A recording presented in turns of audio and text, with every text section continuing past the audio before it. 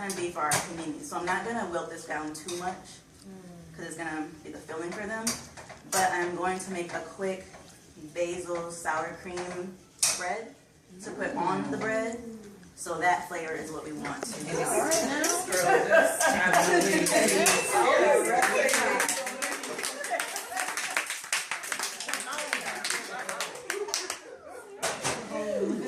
Here we have a cut on that.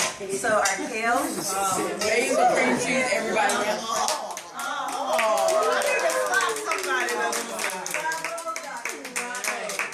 That smells so good. Thank you.